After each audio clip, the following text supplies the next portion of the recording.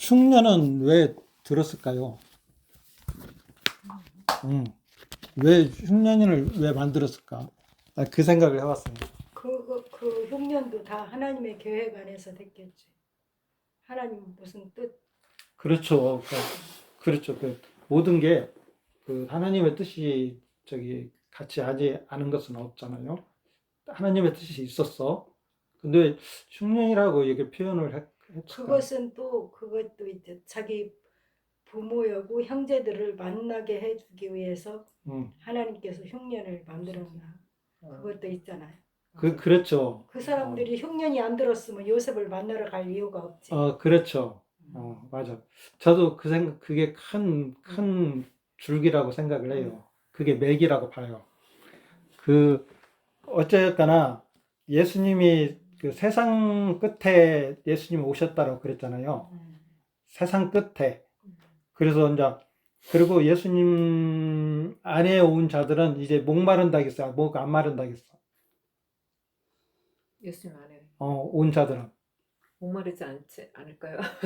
목에 마르지 않는다고 그러도 했어요. 네. 굶주리지도 만났으니까. 않는다고 얘기를 했고. 네. 그렇죠? 네. 그래서 예수님을 떠난 자들은 항상 그런 빈곤에 있었어요. 그 부모를 떠난 그 둘째 자식도 거기 가서는 끝내 자기 분깃을 다 가지고 나갔지만 다 잃어버렸잖아요. 그리고 거기를 떠난 사람이 또 한 사람이 있었어. 나오미. 그러죠? 그 사람도 아마 예루살렘에 이제 흉년이 들고 하니까 먹으려고 글로 갔었을 거예요. 열심히 살았지만 자기 남편, 자식들 다 잃어버리고 자기만 남았잖아. 근데 좋은 소식이 들린 거야. 자기가 떠나온 그곳에 양식이 난다더라. 그렇죠?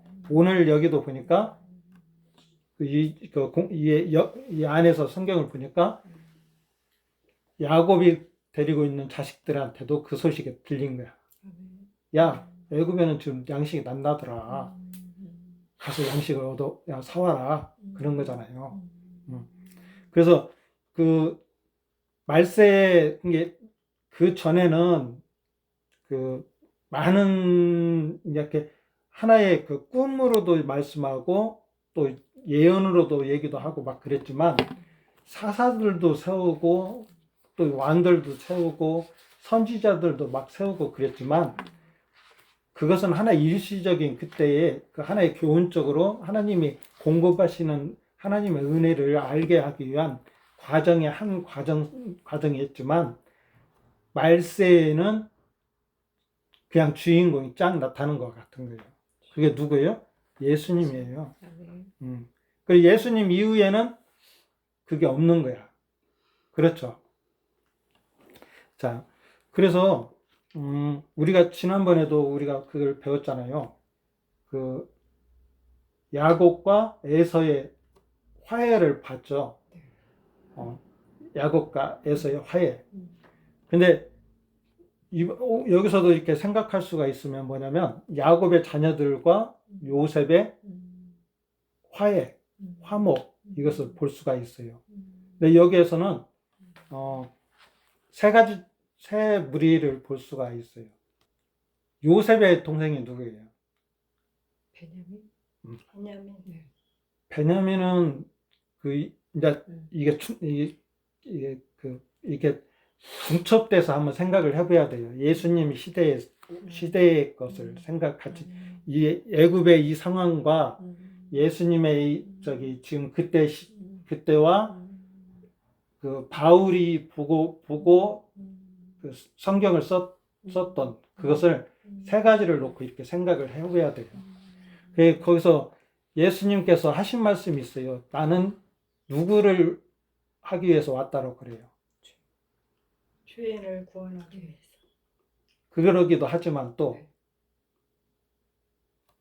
잃어버린 자. 근데 이제 예수님 때에 이스라엘 참된 이스라엘 참 하나님을 섬긴다고 하는 이스라엘들은 예수님을 영접했을까요? 안 했을까요? 영접 안 했죠. 근데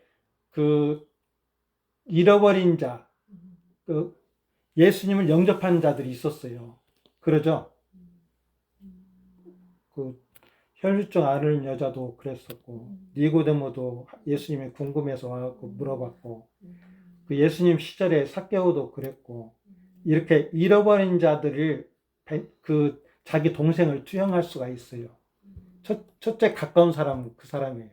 그리고 예수님께서 화목하게 이렇게 하나님과 화해시키기 위해서 본 대상은 또 누구냐면 누굴까요?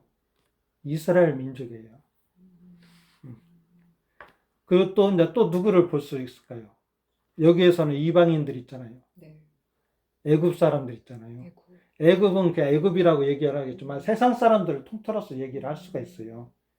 그 바알이라는 것은 세상 왕이거든요. 이게 세상에 있는 사람들, 우리 이방인을 얘기를 할 수가 있어요.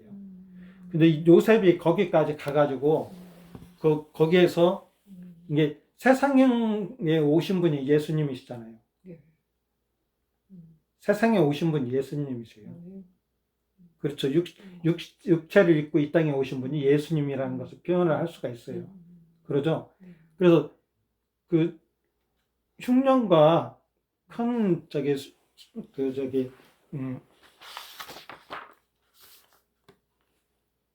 처음에 풍년이 있고 그냥 흉년이 있잖아요. 근데 이것을 딱 생각하면 애굽 사람들을 구원하기 위해서 그렇게 했나? 그건 아니죠. 그러죠. 권사님 말대로 그들과 화해시키기 위한 하나님의 계획이었어요. 풍년은. 그리고 마지막 때에 이들이 뭐 이제 그런 거잖아요. 뭐 이제 한 2년 정도 지나고 하니까 이제 자기들이 이제 갖고 있는 것들이 다 이제 떨어지잖아요. 그러니까 2년, 3년, 막 4년, 5년 이렇게 왔다 갔다 한 거야. 그래서 그 7년의 완성이 그들이 이제 요셉과 상면하게 됐다. 그렇게 볼 수도 있어요. 그러죠? 예. 성경에서는 뭐 창세기에서부터 계속 이렇게 그 높은 산과 계곡이 이렇게 있었어요. 솔로몬한테 이게 제가 그런 얘기도 했죠. 왜 그 다윗이 성전을 못 지었냐고 하면은 왜 못 지었다겠죠? 군인이라 피 흘림을 많이 한 피 사람. 흘렸어. 그 사람의 신분이 그거예요. 그건 뭐냐면 예수님 십자가에 달리시기까지를 얘기를 해요.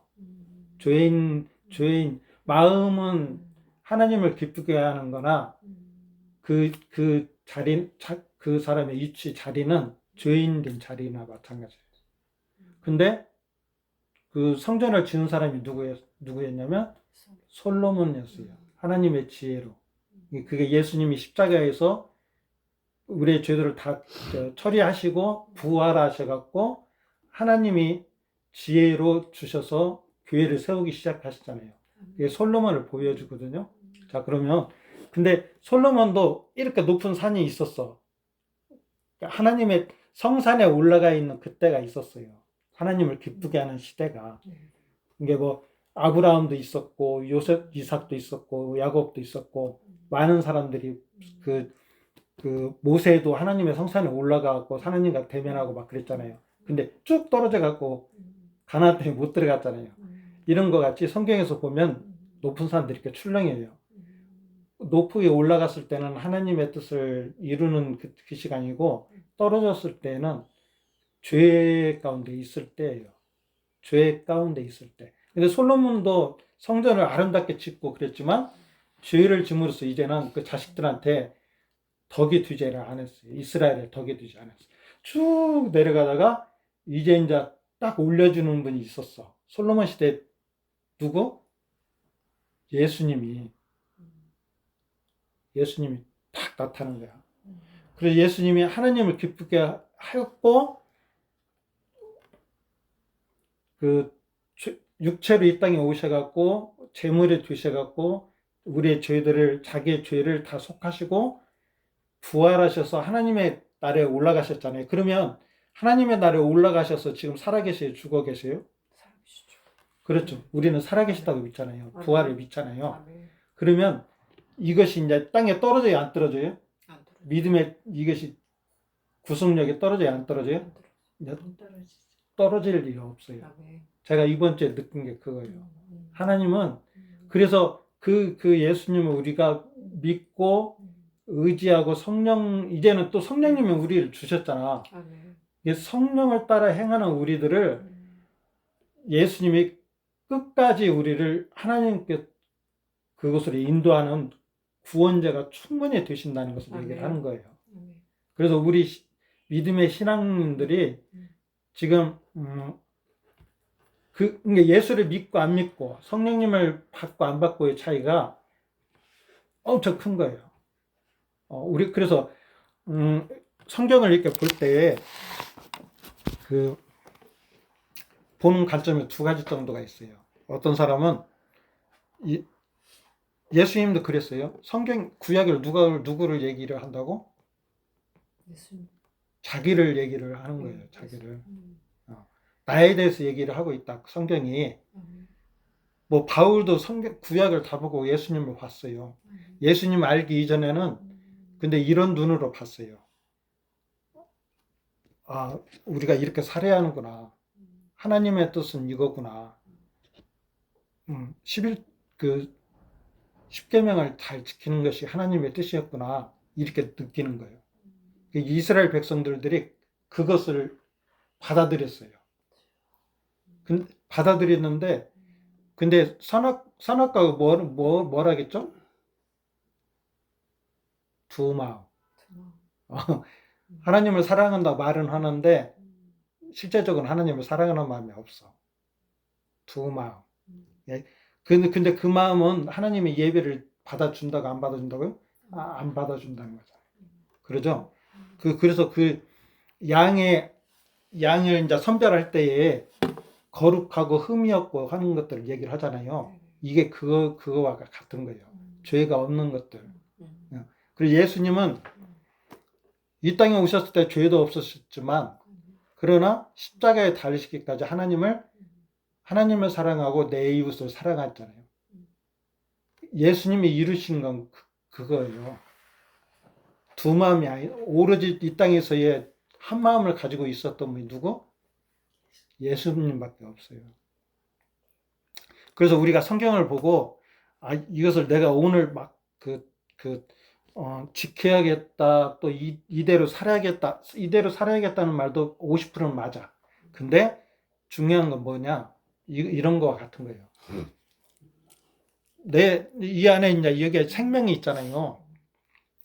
이 하나야 이제 뭐 우리처럼 하나님의 성품을 따라 된 것도 아니지만 이런 것도 꽃을 피고 하는 것들은 다 생물이에요. 생명이 있잖아요. 꽃을 피잖아요.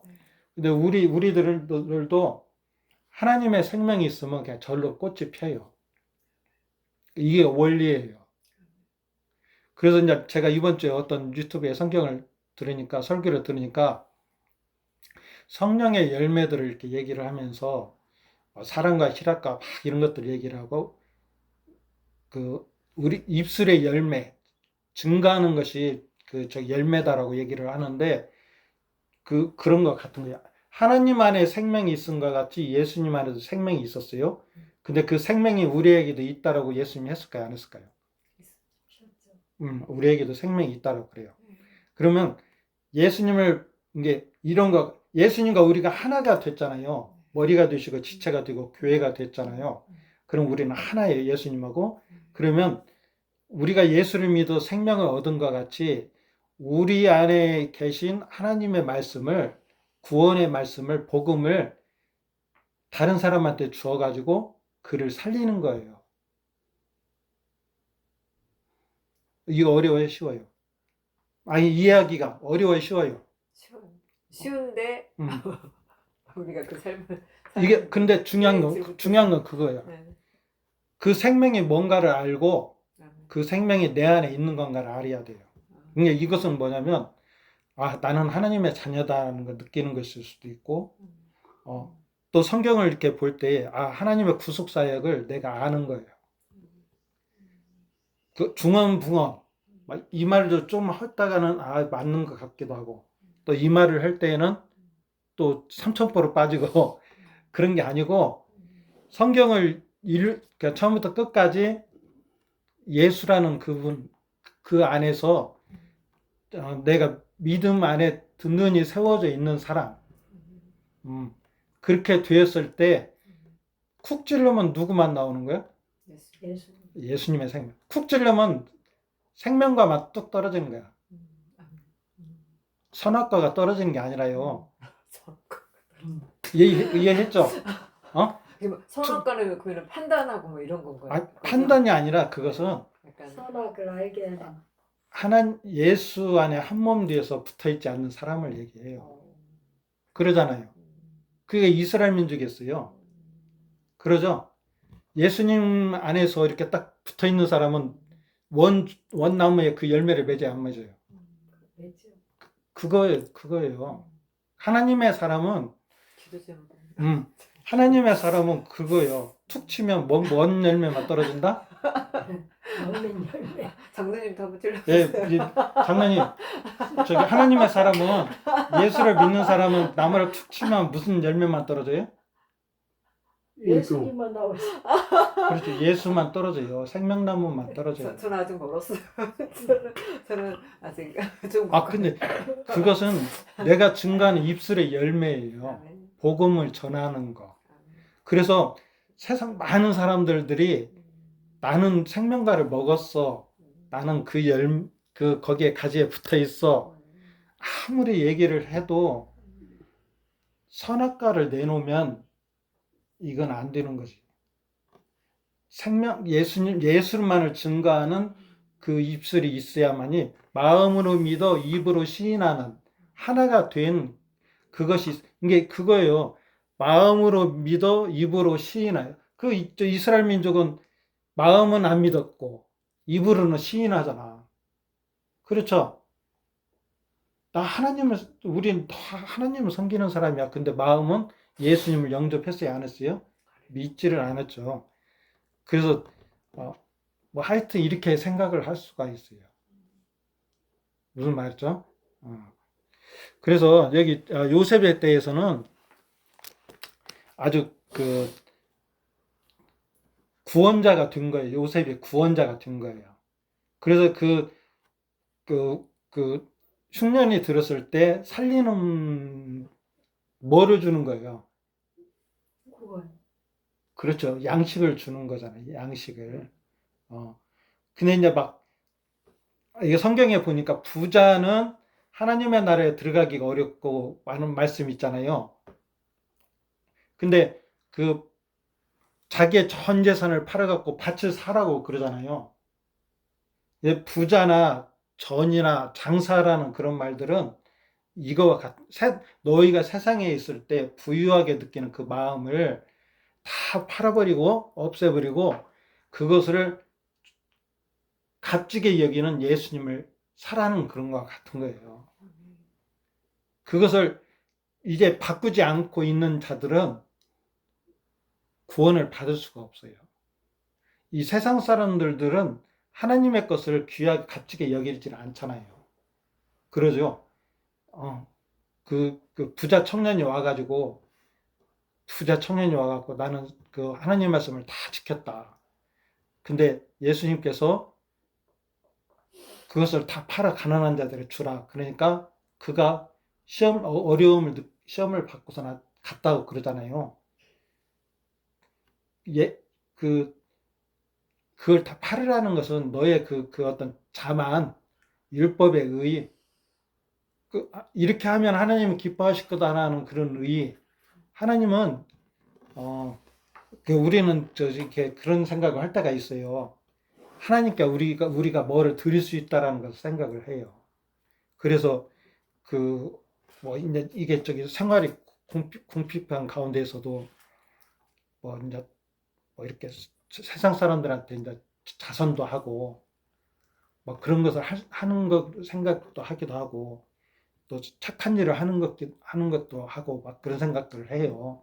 근데 먼저는 뭐냐면 하나님 보내신 그 예수를 내가 알아야 하고 믿어야 하고 동행하는 게 우선이에요. 그게 우선이에요. 그리고 그러면서 성령의 하나님이 주시는 그 마음 따라 내 삶을 드려지는 거 이렇게 하면 다 된 거예요. 그래서 어떤 막 그것을 크고 작은 것을 얘기를 하면은 좀 문제가 있고 많이 드리고 적게 드리고 그런 것들 얘기하는 것도 문제가 있고 우리가 막 최선을 다해서 맥스를 채워갖고 이렇게 정성을 들여서 해야 한다라고 얘기하는 사람도 문제가 좀 있어요. 하나님은 나에게 그냥 부담 안 주고 그렇게 하시는 분이에요. 우리에게 부담을 안 줘요. 먼저 내가 하나님을 믿어서 감사함으로 드려줄 수 있는 마음이 내 안에 있는 만큼 드리는 것 뿐이에요. 그래서 하여튼 여기까지 하여튼 여기까지 이렇게 해서 이게 한번 생각을 해봤습니다. 제가 기도하고 마치겠습니다.